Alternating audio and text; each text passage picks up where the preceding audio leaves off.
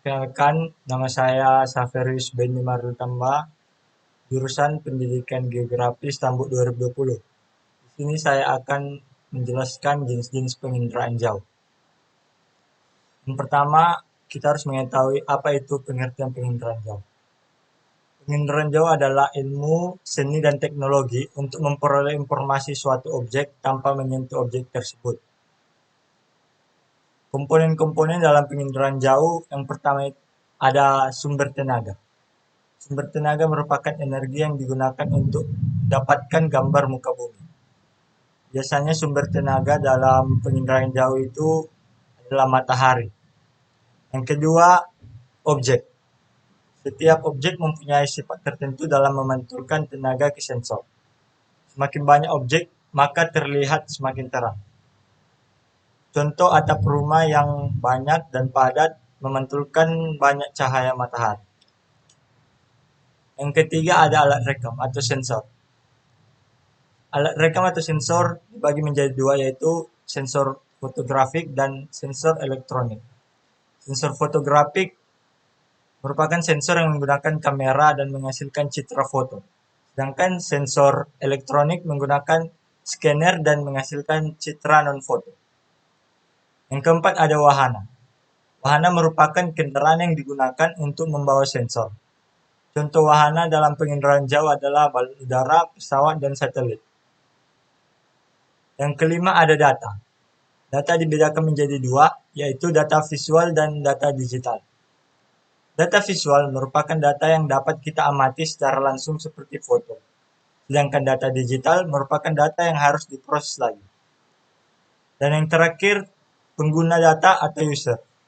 Pengguna data merupakan orang yang memanfaatkan hasil dari penginderaan jauh tersebut. Selanjutnya adalah jenis-jenis penginderaan jauh. Penginderaan jauh dapat dibedakan menjadi dua, yaitu berdasarkan sumber energi dan berdasarkan spektrum jarak elektromagnetik. Berdasarkan sumber energi, penginderaan jauh dapat dibedakan menjadi penginderaan jauh aktif dan penginderaan jauh pasif. Penginderaan jauh aktif merupakan penginderaan jauh yang menggunakan tenaga buatan, misalnya pulsar, radar, dan sinar lampu. Penginderaan jauh pasif menggunakan tenaga matahari sebagai sumber utama, misalnya sinar matahari dan temperatur benda muka bumi. Kedua, berdasarkan spektrum jarak elektromagnetik. Penginderaan jauh berdasarkan jarak elektromagnetik. Yang pertama itu penginderaan gelombang mikro. Gelombang mikro memiliki panjang gelombang yang lebih pendek dengan frekuensi yang lebih tinggi dibandingkan gelombang radio. Rentang panjang gelombang mikro berada pada 10-3 meter hingga 0,3 meter. Frekuensinya berkisar dari 109 Hz hingga 3 kali 1011 Hz. Salah satu penggunaan gelombang mikro dapat dilihat pada radar. Yang kedua, penginderaan optik.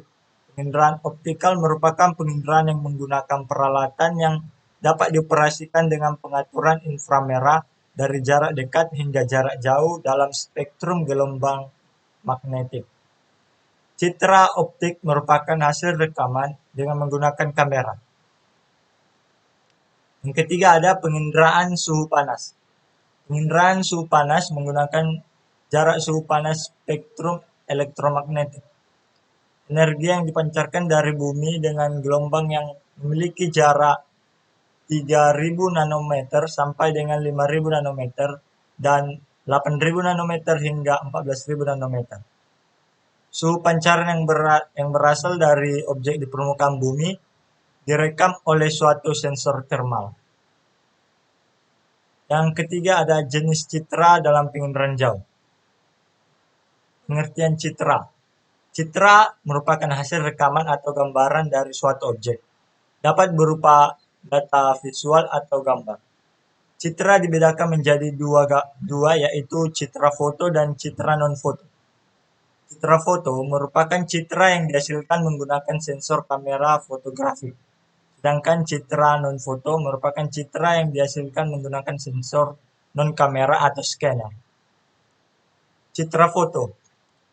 Citra foto dapat dibedakan menjadi beberapa bagian, seperti berdasarkan spektrum elektromagnetik, berdasarkan sumbu kamera, berdasarkan jenis kamera, warna, dan wahana.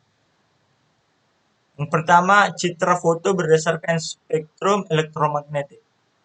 Dibagi menjadi tiga, yaitu foto ultraviolet, foto ortokromatik, dan foto pankromatik. Foto ultraviolet merupakan foto yang diambil dengan menggunakan spektrum ultraviolet.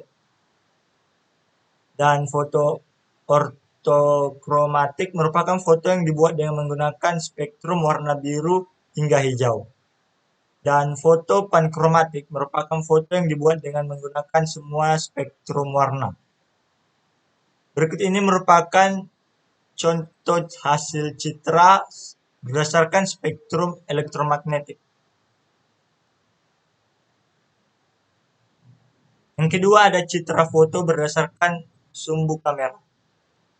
Dibedakan menjadi dua, yaitu foto vertikal dan foto condong.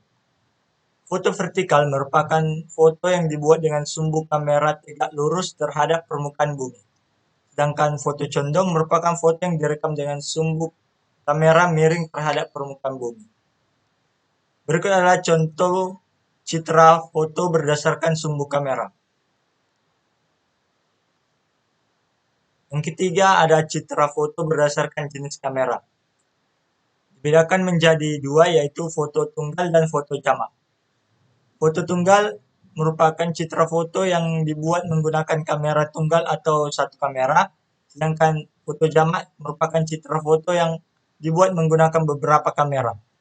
Foto jamak dapat dibedakan menjadi tiga lagi, yaitu multi kamera, multi lensa, dan kamera tunggal berlensa tunggal dengan pengurai warna.